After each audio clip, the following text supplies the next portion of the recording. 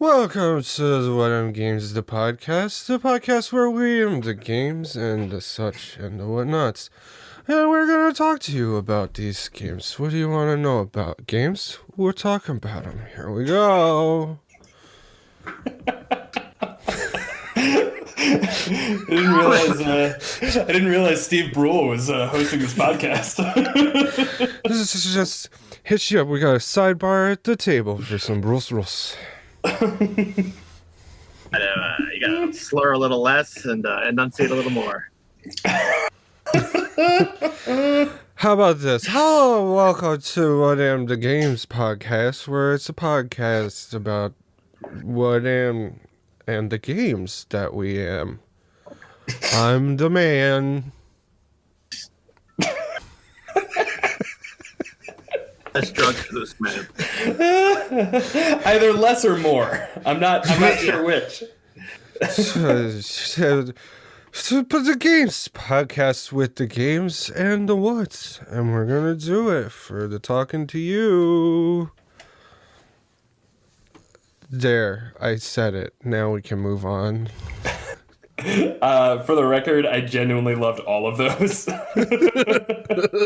I was getting some Rick and Morty vibes in there. You know, I've been thinking about that all week. I've been writing it and Lying awake at night. yeah, crafting it. I pitched it to a couple people.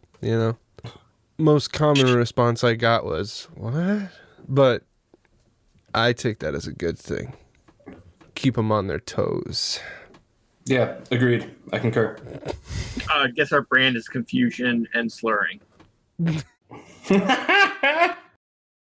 Should I start drinking at noon for this? Or Yeah, I mean it's 5 o'clock somewhere. 5 o'clock in the UK? Yeah, that's right. And since we use a lot of UK products, it's really only appropriate. Let's get pissed. That should be our welcome to the What Am Game podcast. Let's get pissed. But you gotta like really lean into that and make pissed into like 3 or 4 different values. Like, let's get pissed. Let's get pissed. Oh my god. Anyway, This week we're covering some topics that are uplifting. I had a hard week, so I was like, let's put some fun stuff together to talk about, some nice stuff, good feely stuff. So let's feel good and talk about stuff. And the first thing we're going to talk about is people in the gaming community that inspire us. It can be a YouTuber, blog poster, Twitch streamer. It doesn't matter, as long as it's someone who is in this community and inspires you to continue to play or paint or do whatever your part of this hobby is. So we'll start with Jane. my inspirational dude is Squidmar Miniatures, who mostly I encounter him on YouTube. But like a lot of people, I have turned to YouTube for help and inspiration as I've been getting back into this hobby over the last year. And like, it seems like he has a video for everything. First of all, he's got a whole bunch of stuff on airbrushing. He's got stuff on wet palettes. He's got advanced techniques like non-metal metallics and object source lighting. And he's got simpler things too, like how do you get your start collecting box ready as quickly as possible, which is a video of his that I've watched recently. And it made me put a lot of thought into how I'm going to paint my Drukhari. He's funny. He's got a great just kind of vibe, honestly. Like, you can tell he just loves the hobby. And oh yeah, he's got his own brushes, which I haven't used, but I'm sure they're amazing because I can't imagine him putting his name on something that isn't. Yeah, I've been wanting to get some, but I have enough brushes. We have enough brushes. Same as dice. Correct. Mm-hmm. Well, since we're switching things up, Mike, why don't you go next? Because you usually go last. So my person who inspires me in the community is Brent from Goobertown Hobbies. And as much as I like to imitate Brent, I'm not going to, in fear of people thinking that I'm making fun of him. I'm not. I just love the way his voice, it's a very soft-spoken kind of can be monotonish sometimes, actually most of the time, but not in a bad way. It's very soothing, and he's always got like really good advice for beginners, people who are doing the hobby in a practical way. You know, I feel like a lot of painting channels try and shoot for the moon with everything, and when I watch Goobertown Hobbies, I'm just reassured that not everything has to be perfect. Not everything has to be showcase, display case standard painting. Sometimes the fun of it is just making the mistakes and figuring it out as you go along. And he's just been great. And he's got I think it's called Goobertown Roulette. I don't know. It's a grab bag series where basically he puts these little miniatures into brown paper bags and then does like a blind pull and has to paint them according to a certain, like either he rolls dice or draws cards from a magic deck, you know, like to figure out the color schemes and whatnot. And it's a lot of fun. It gives you something to challenge yourself with and to do something different. And it's great. And he's great. And I really appreciate him going into the science behind how glues work and how paint works and like all this stuff, because he's a chemist first and foremost. So it's cool. Sounds great. Yeah, I'll have to check him out. I have not watched any Goobertown, but I like science. I've seen him before. I've not watched a lot of his videos. I do like that roulette thing. He's by far one of my favorite and most consistently viewed creators when I just want to like chill and paint or just want to enjoy the hobby. A lot of times when I watch stuff, it's to teach me something, and I do learn a lot from his videos, but I'm not like going into them searching for specific knowledge. I'm just going in to watch what he's doing and how he does it and then pick it up from there. Whereas, you know, other times I'm like, I need to know how to get this red down right. And then, you know, I'll go and watch a video on how to do reds and highlight that. But yeah. Nice. It's a good one. I find it interesting because the person I'm going to talk about also goes into the science of paint. Like he's done that before. It's kind of interesting that we both pick people who teach various aspects, not just art. Yeah. I like what a perfect part. segue. Tell us about it, Kurt. Okay. So I've already dropped this name a couple times on the previous sessions, and I promise I will not drop his name every single session. I will move on, I promise. But Jason Craze, I just love the man. He's great. He's just great people. He has a Twitch channel, which is currently called Monument_Slow Fuse, because it used to be called Slow Fuse Gaming. He used to work for GW. He was a like an international sales manager for them and like traveled the country. He invented like the color scheme for the Soul Drinkers, the original one. He's won awards in Golden Demons and Crystal Brush. And then he moved on from all that stuff, and he used to build custom Harleys in the middle of Arizona. And now he got back into painting and teaching, and he's so giving of his time. For example, like, he paints in a very particular style, but he has no problems with pausing what he's doing and showing like different ways to do the same thing, if you understand what I mean. You can get to the same end result going multiple paths when it comes to art. You can go the GW method, which is base color, shade down, then highlight up. You can go from darkest color all the way up to highlight, or you could put all your highlights on and then add shade in at the end, which some people do. So either way you get to a painted miniature. The thing with Jason is he does everything based on values. So he will do zenithal highlighting, but he'll do it in shades of black, grays, and whites. He'll spend all the time setting up the mini with every shade of color, like so where every shadow is already placed, every highlight's already placed in black, gray, and white. Then he uses really thin glazing techniques to just get this uniform blended color that's it's so great. Like I said, he's a really good teacher in that if he's in the middle of painting a huge mini on his Twitch channel and someone's like, hey, how do you load your brush? Or how do you thin your paint? He will pause everything, turn the camera over to his palette, and show how he glazes. Because when I used to glaze, I used to just throw water into paint until it was really, really thin and almost transparent. If you put too much water into paint, you could break the paint. And I didn't know what that meant. Like, what's breaking paint? That brings us back to science that Mike was talking about. That paint's a polymer plastic, and you put too much water in it, the polymer breaks and all the pigment separates out. I would say every couple weeks he has to pause what he's painting and reteach something. He's already taught all the rest of his viewers, but he'll always take the time to teach a new person, you know, what he's about, what he's doing. And add on top of that, he helped run 2 conventions. He helped set up GW tournaments for Adepticon. He made his own brushes. So we have affordable sable brushes. He made his own paint line and on and on and on. It's just all giving back to the community and all teaching. And he's even traveled to cons, set up airbrushing tutorials, and taught people like on the spot how to paint and airbrush. He's just really, really great person.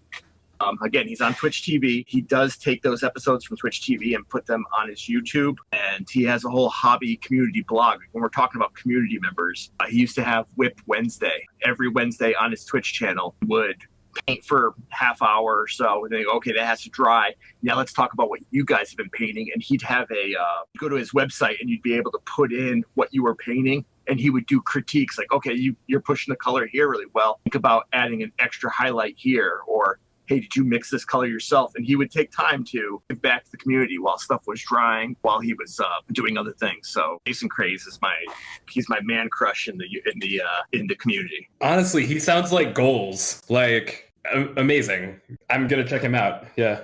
During that whole time, because I've been on his Twitch channel for like 6 years now. So 6 months after he started Twitch is when I signed up. Actually, no, I'm one of the first 10 people to follow him on Twitch. The whole time too, like he met his girlfriend. They moved in together. And so like you have this whole like, he taught her to paint. So now she's painting also with him half the time. And she's gone from never painting a miniature to like doing stunning work on the like split screen next to him. And it's like, oh my God.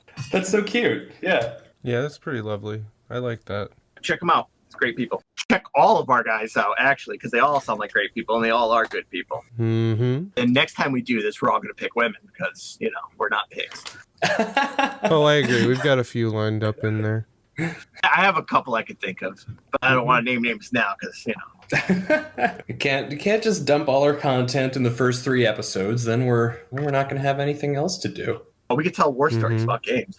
That'll take years. It is in a similar fashion. We'd also like to talk about our favorite hobby video from this past week. Like what video stuck with you guys the most, or made you laugh the most, or even cry a little, or opened up the cockles in your heart to just let it all in.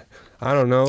Tell me about it. Oh, I want to keep the same order as before. Same order. All right, cool. So the video that I've watched most recently that really stuck with me is from Ninjon, Ninjon. That's how you spell Ninjon. He is a relatively new miniature YouTuber, but this one really caught my eye. He's gotten really good at clickbaity titles.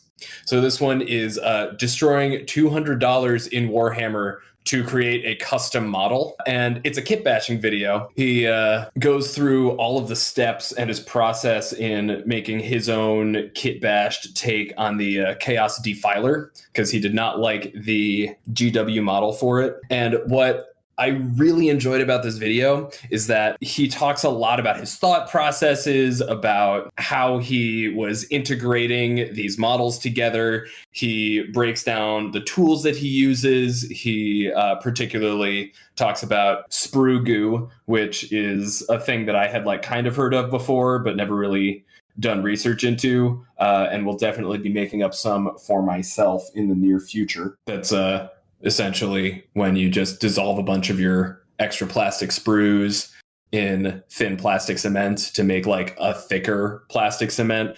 It's apparently really good for filling in gaps. Who knew? Ninjon did, and now I do too. Anyway, super fun video, and it's great to watch something go from concept to finished product. And I also just really appreciate Ninjon's production values. He has a silly sense of humor, and he always puts little goofy sketches in the beginning of his videos starring only him, playing different characters. So he's definitely a funny guy. Yeah. So that's my inspiring YouTube video that stuck with me this week. Ninjon's destroying $200 in Warhammer to create a custom model. It's been on my recommended views list for this whole week, and I'm I should watch that, but I haven't got around to it. Now I will. Yeah, you absolutely should. I think it might be his highest viewed video so far too. It's climbing up to almost 200,000. It's his best clickbait title, that's for sure. Yeah, for sure. Mike, I know I said same order. I know I did, but Kurt, talk to me. Okay. No, it makes sense because I'm also going to be talking about a kit bashing video. I recently came across Wargamer Pete the Wargamer.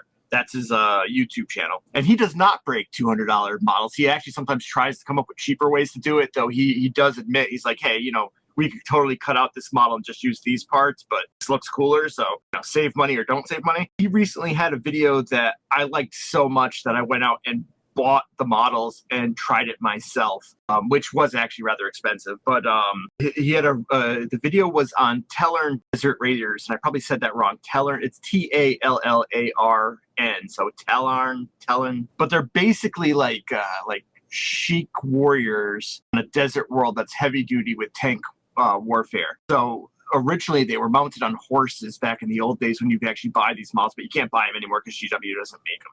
I found a secondary market that makes the heads and weaponry for the Raiders. So the models are basically guardsmen on motorcycles, dirt bikes, with chic heads, beards, and scimitars, or chain swords shaped like scimitars. And I think it was a really successful kit bash, what I made.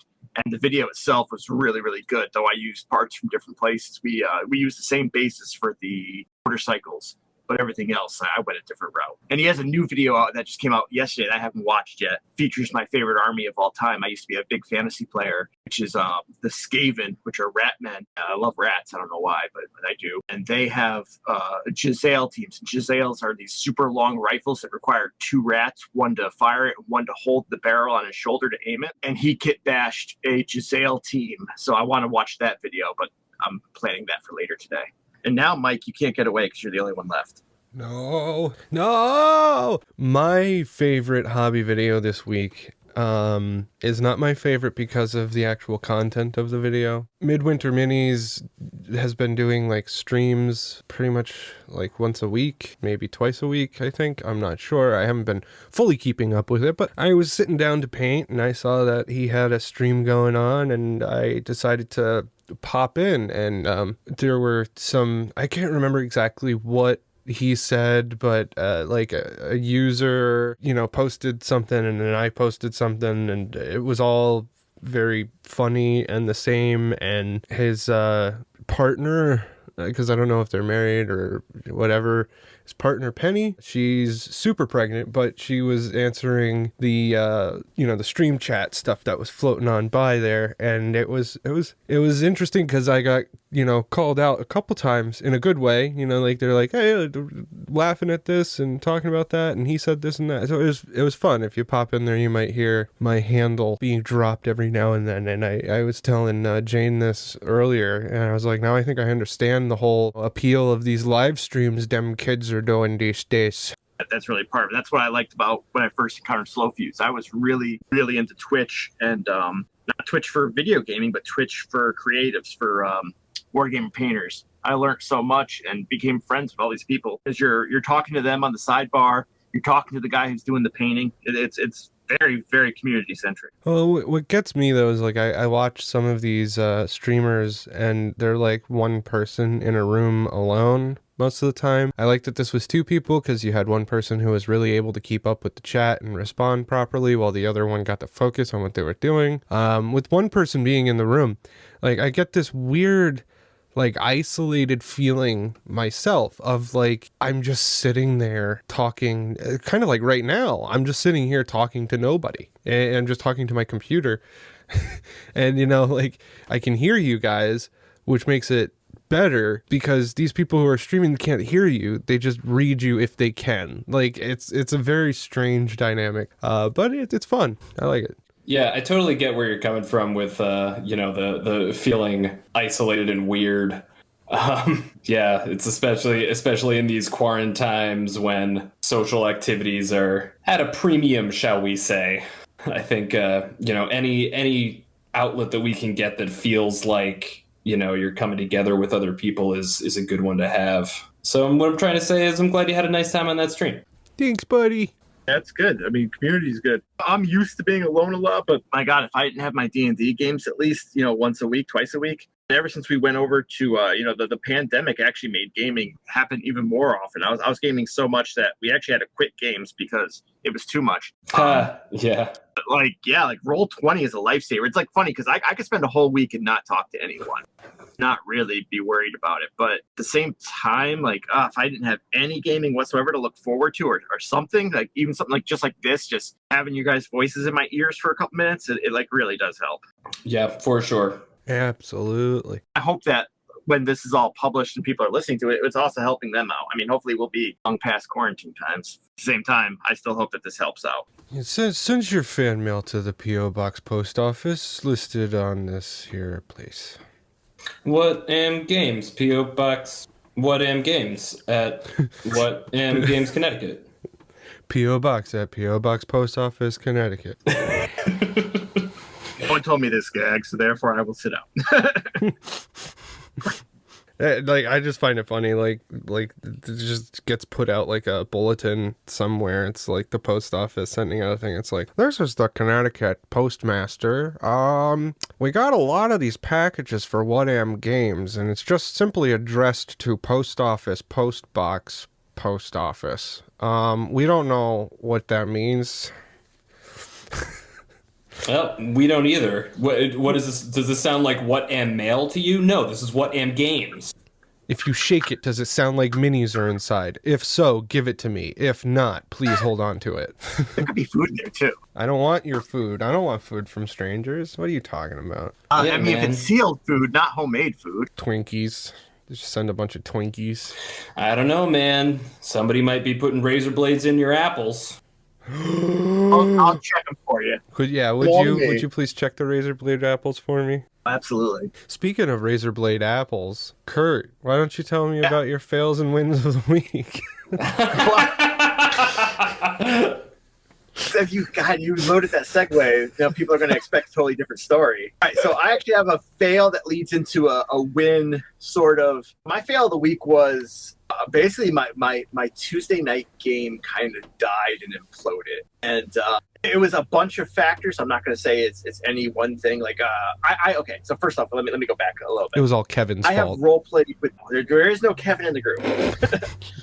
I have role played on Tuesday night, every Tuesday night, the same DM every Tuesday night since about 1998. So right after high school, like 25 years ish, I've had a game going every single Tuesday, and it's multiple campaigns. It's not one game that's been going for 25 years. It's a game lasts for anywhere from a year to two, and then that game ends, and we move on to the next character, and move on to the next character, et cetera, et cetera. We've lost players and gained players and shifted people out, et cetera, et cetera, et cetera. So we have been playing a game that started during the COVID shutdown. Like our normal game basically ground to a halt because we had the pandemic and went on lockdown, and played 2 or 3 more games online of that game. And then we're like, okay, we're not going to meet in person for maybe a long time.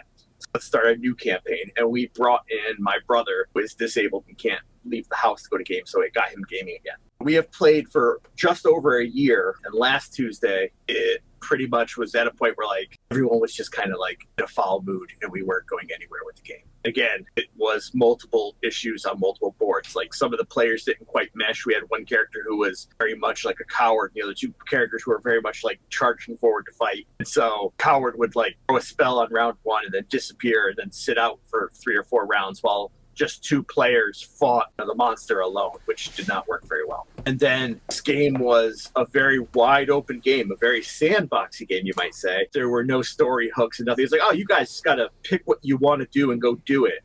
And we're like, yeah, but we don't know why we're doing it because there's nothing going on except for here's a mystery, something happened in the past, and now here's 5 clues, but these 5 clues go to 3 other mysteries you don't even know about. It very much became the DM wasn't really putting effort into it. The players weren't attached to anything. And so the fail was we all sat there and went, this sucks, but no one wanted to say it sucked out loud. And when the game ended, basically we have a Facebook private group where we talk about game, and it was like, this is just crap. And the DM's like, well, I got these 2 other games that I pitched you back in January, because he likes to run a game for about 6 months, and then 6 months into whatever current game we're playing, he then starts pitching the ideas for the campaign that'll be in another 6 months to a year, just so he can stay ahead of the game. So he's like, I pitched you guys like some games back in January. Maybe you want to think about that. And none of us talked to each other, but after like 2 days, we all unanimously voted to move on to the next game. And that's where the win comes in. So the fail was we all just were miserable, and no one said why we were miserable, and we let this game die because no one really complained because we were all happy just to be playing every week, even though no one was having a lot of fun doing it. So that was the fail. The win, however, was we had 2 campaign ideas, and one of the things was a game where it was Hunters Hunted. Basically, the world is a crappy place. People are not evil overlords are in charge of the country, and people who fight the monsters and adventure and try to make life better are basically villainized and propagandized. So you could be this adventurer who freaking slays Dracula, but the peasants hate you for doing it. And back in January, I made a joke about me and my buddy playing Sam and Dean Winchester, but we'd also mix in Brothers Grimm and Van Helsing. And my brother's like, oh, I'm going to play a fallen Azamar who's a paladin of, I forgot the name of it. It's a paladin oath where like basically you just destroy everything in your path. So it's a paladin oath of that, but I also want to mix in sorcerer so I can get the favored soul and the sorcerer origin. And I'm like, oh wow, that's crazy. I'm like, so you're like a fallen angel, so you're kind of like our Castiel. So I made a joke like, okay, it's Sam, Dean, and Castiel, supernatural, and everybody hates us because they hate hunters. And this joke was made back in January, and it just died and didn't think about it. And then all of a sudden my game imploded, and it's like, okay, come up with a character right now. What are you guys going to play? And as a joke, I brought back up the joke again. I'm like, oh yeah, it's Sam, Dean, and Castiel. And my brother's like, no, it's Castiel and Crowley in one figure because he's an asshole. And I'm like, oh, okay, so it's Crowley who's our moral compass, and it's Sam and Dean who are like dark, edgy, goddamn, everybody hates us, but we're still going to fight monsters because we hate monsters. And just this Tuesday, he had no idea what we were going to do. And DM's like, okay, I'm making this world go live. You have to make characters now on the spot with no thinking other than the joke you just made. And I proceeded to start making a character that I've already fallen in love with, even though I haven't got to play him yet. So that's my win. My win is like I have made this character who is very, very cool, at least to me. And it had that basis of Van Helsing, Van Ryken, Dean Winchester, all kind of rolled up into one ball with my fallen angel buddy and my big dumb brute, who's not my brother because we didn't do the Winchesters as brothers thing. But the group dynamic is still like the small, nasty, fighty guy, big, tall, lumbering guy, and the fallen angel jerk guy. So it's an interesting combo, and I'm super excited to play the character. And we might have 2 old players coming back to the game, so I'm very, very excited. I can't wait to hear the stories from this. I hope you bring them to the podcast, and be sure to make some stories too. Cause some chaos. There are 2 things that I really love about that story, Kurt. One is that it sounds like you guys all learned a good lesson about communication, because I feel like the best games that I've played are the ones where there's a lot of dialogue between the players and the DM. It's like, okay, what's working, what's not working, what do you want to accomplish, where do you want to go? So like that's awesome. And I love that you guys didn't let that snafu get in the way of your love for gaming and your enjoyment of each other. You have to understand, our group, like I said, this group's been together for almost 25 years.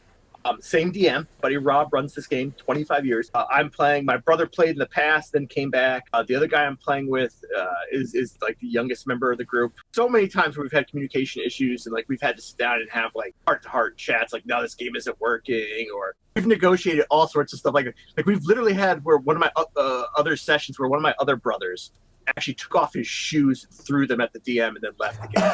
Okay, so like we've been friends since high school, which was, even further back. We've been playing Tuesdays. So it's crazy. Yeah. That's awesome. Crazy group. I just feel like the term for like getting a shoe thrown at you is like you've been bushed, just because you got shoes thrown at him. I like that. I might try to adopt that. That's good. I really do love that sense of like camaraderie. But, while Kurt and his friends were in their basement fighting the Demigorgon, Jane, you and I were 9 years old. Anyways.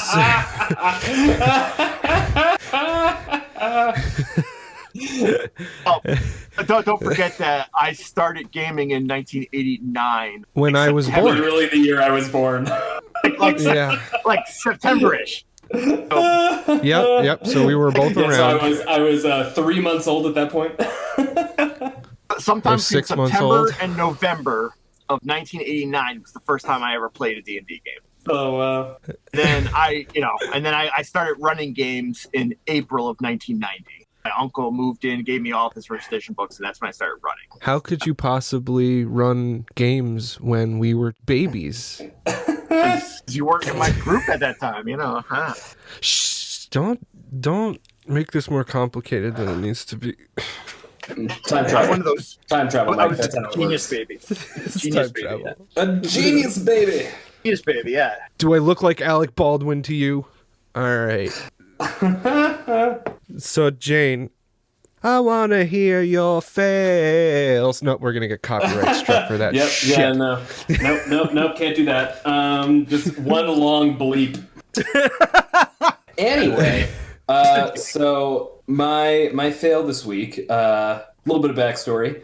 As I had mentioned before, Mike and I have been friends for a really long time, and he and my wife did some covert collaborating this year for my Valentine's Day present. I was gifted the Triumph of St. Catherine, which is a fantastic model from the Games Workshop Sisters of Battle, the Adeptus Sororitas.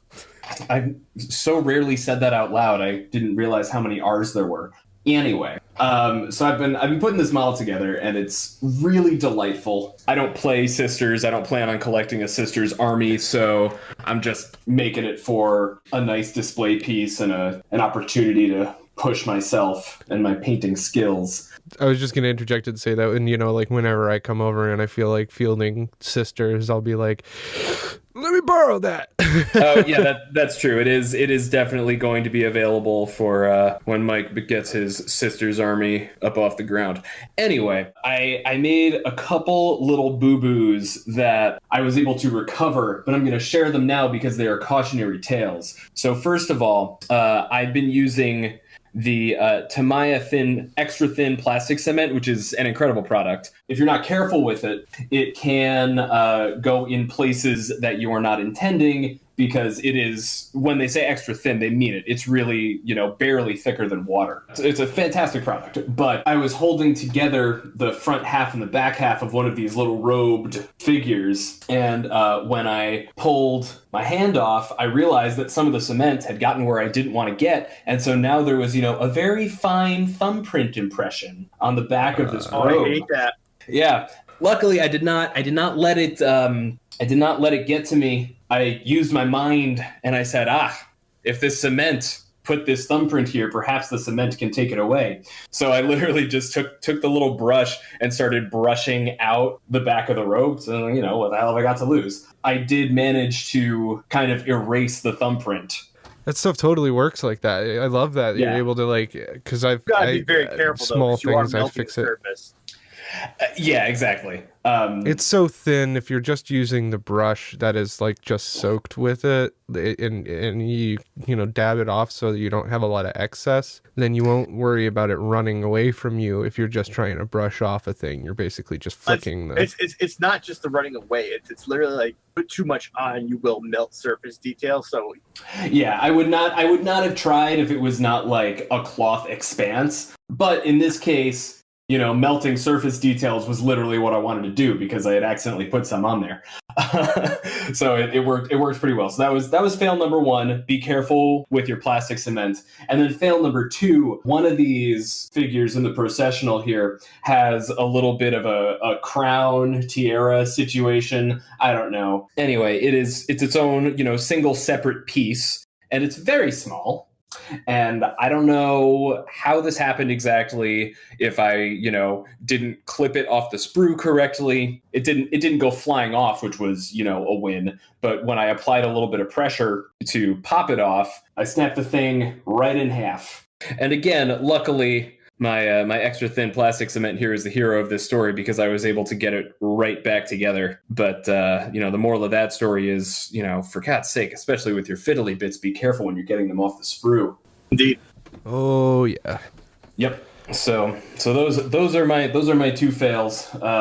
But like I said, I recovered from them, and my very expensive Valentine's Day present is still usable. Now, for my win, my other active painting project right now is I've been working on some of the Blade Guard veterans that you can find in the Indomitus box, and I love these models. They are so fun. I love the poses. I love all the little details. The one thing that I don't love about them, partly because I'm just not really sure how I want to paint them and have them look nice at my skill level, is the backs of the shields have like the power sword nodules on there. And I've tried a couple of different things, and I haven't really liked any of them. So I've kind of gone over these shields a couple times, and I'm still not satisfied with them. But my win here is that I was able to shift my mindset from thinking these shields have to be perfect to why don't I just play around, and if I like what I come up with, great, and if I don't like it, I'll fix it as best I can and not worry about it too much. Just making that realization and shifting my mind like that turned this from being a stressful part of a project to being a very like relaxing, joyous part, because I allowed myself to have more of a sense of play instead of a sense of perfection. So I'm calling that a big ol' win for this week.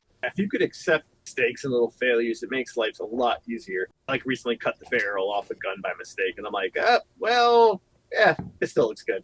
It happens. Yeah, exactly. It happens. Yep. Or you drop something in the carpet, eats it, and you never find it again. You're like, oh, this new fool is called lefty because he doesn't have a left arm, because he doesn't have a right arm. It's fine. I can deal with it. I don't care. I think a good tip, just you mentioned the carpet thing, a good tip is just don't put your models together over carpet. Just do it somewhere else. Okay, so like I put them together over my desk. Sometimes they hit the desk and then decide to jump 30 feet to the left and disappear into the carpet.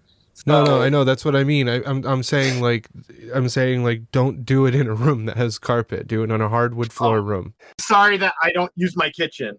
Well, I don't either. But my whole entire downstairs is hardwood. Other than the kitchen. No, I'm wall-to-wall carpet. If you're gonna have a section where you're gonna know you're gonna be doing minis, you might as well buy one of those mats that your chair can roll around on, so you don't lose your stuff in the carpet. I don't know. I'm just trying to think of ideas. Because we got a carpet in the living room now. We just got a new one, and like it's an area rug, and I'm losing shit, and it's not even that like deep of a carpet either, and I still lose things so quickly and easily if I'm assembling them, because that's basically where I was stuck during COVID, was sitting over that assembling minis in my living room. I think next time I'm doing some assembly, I've got a little folding felt dice tray that I use. I got some nice, some of those stone polyhedral dice a little while ago, so it came with a nice little felt dice tray so that they didn't dent whatever I was rolling them on. So I might try using that to catch my bits next time. We'll see how that goes.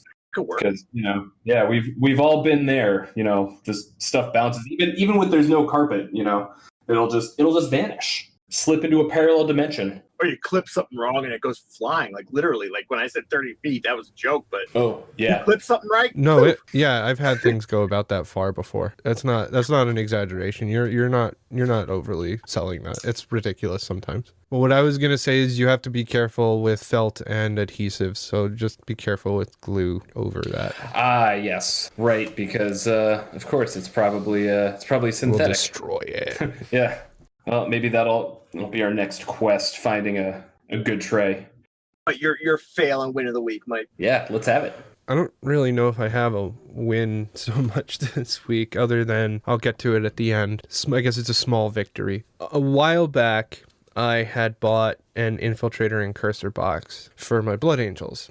And I had set them up in a like sub-assembly manner where like the bodies were finished. I didn't put any of the detail, like any of the extra pouches, knives, grenades, whatever. None of that was on them. The arms weren't on them, all because I thought that would make it easier to paint. And I set this all up a long time ago. So I started painting it, and I think my last win of the week was how excited and well done the first set of batch painting on their armor was. Well, the fail is I should have glued the arms on. Getting color matching for arms is I just couldn't perfectly recreate what I did with the other stuff, even though I did everything in the same steps that I had done before. It's probably just because they are smaller surfaces, so like the contrast paint through the airbrush, it didn't have as much surface to go over. The colors weren't meshing. It got to a point where one or two of the arms had so much paint on them that the details were starting to look and like they were getting washed out, or like the guy got stung by a bee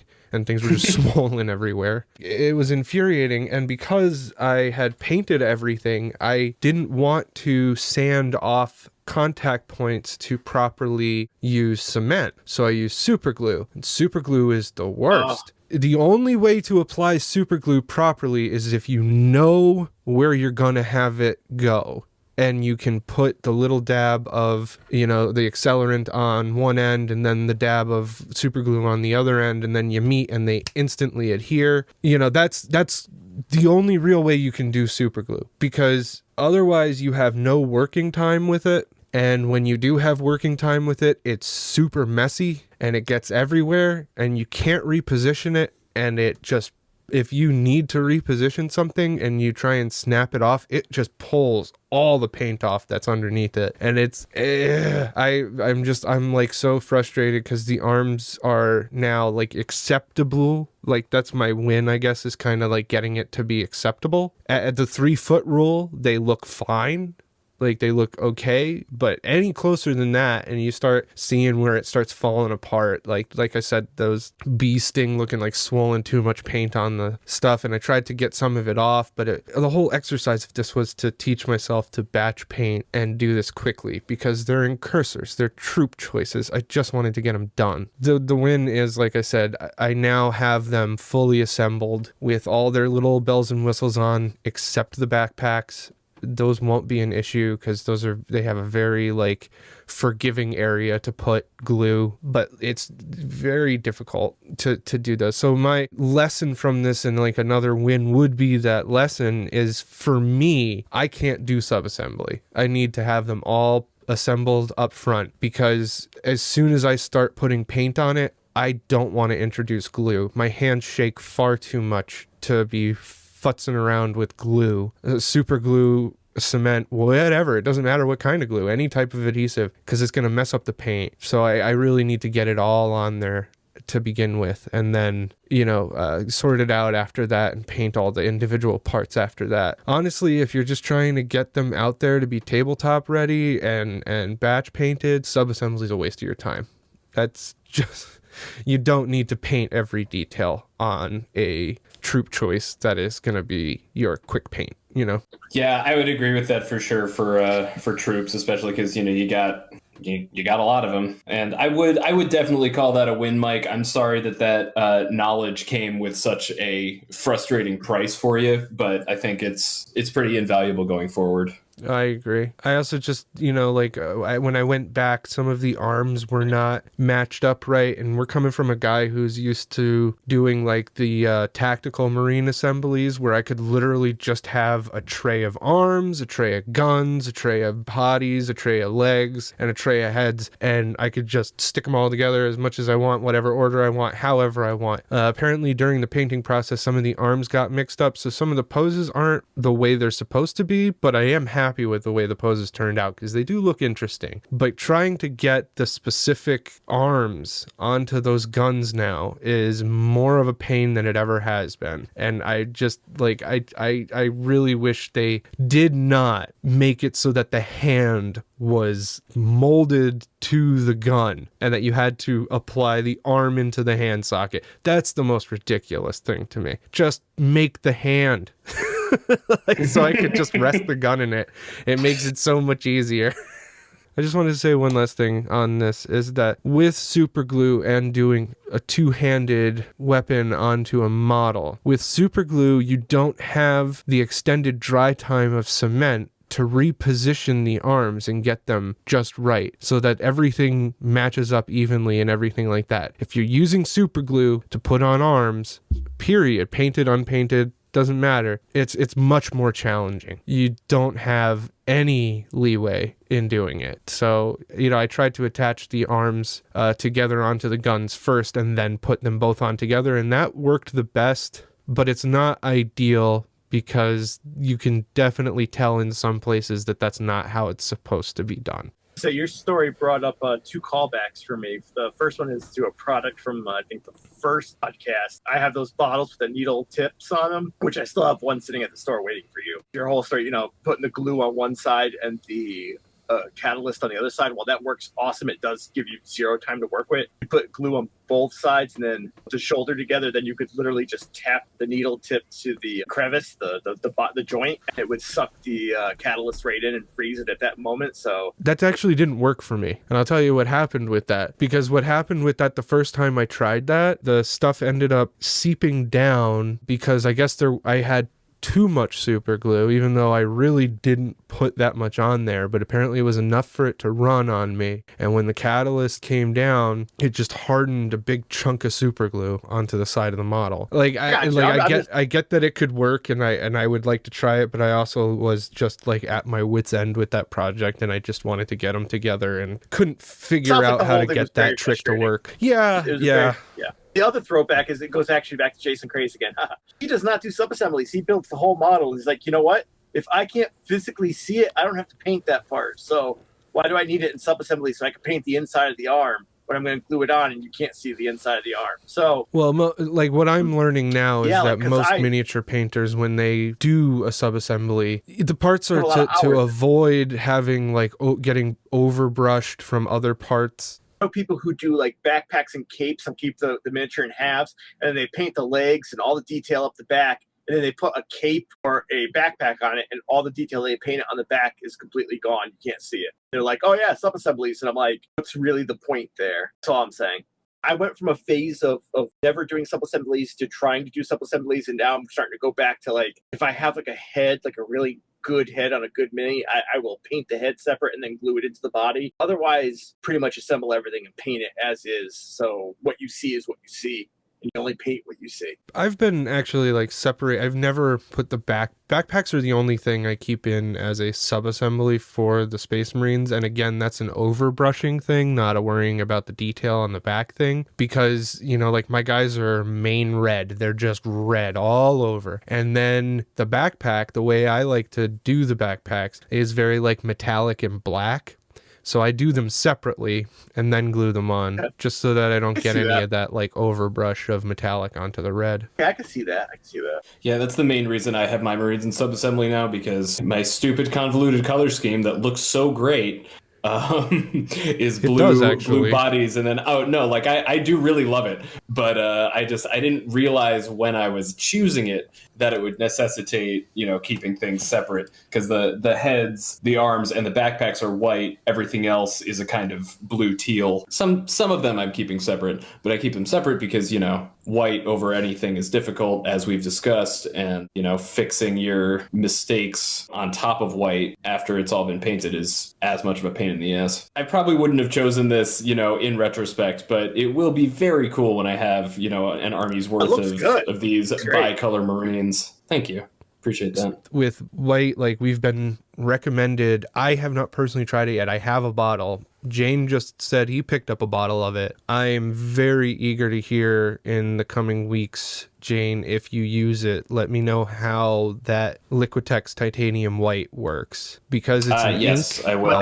It seems, it seems like it's pigmented very heavily, but not chunky. How is it? Here's the thing. I have not been using it straight.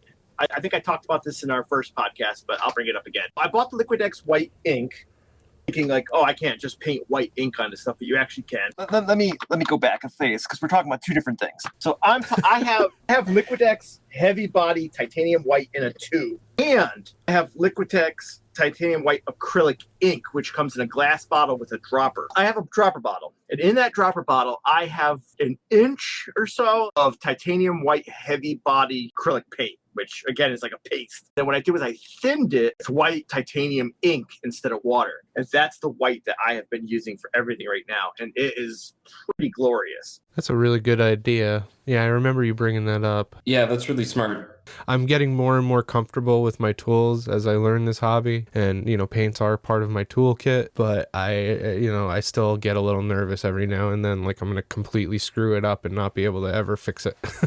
You can always fix it. It is really difficult to break out of that very precious mentality, and that's why my win was what it was this week, is because I was able to do that. Like, at the end of the day, unless you're painting something that's super duper expensive or out of production or something, like if you really ruin a mini, you can get another one. But I can't imagine like anything happening that would be completely unsalvageable for where any of us are at. Yeah, sure, you say you could get another one, but not when I've wasted all my goddamn money on all these Necrons.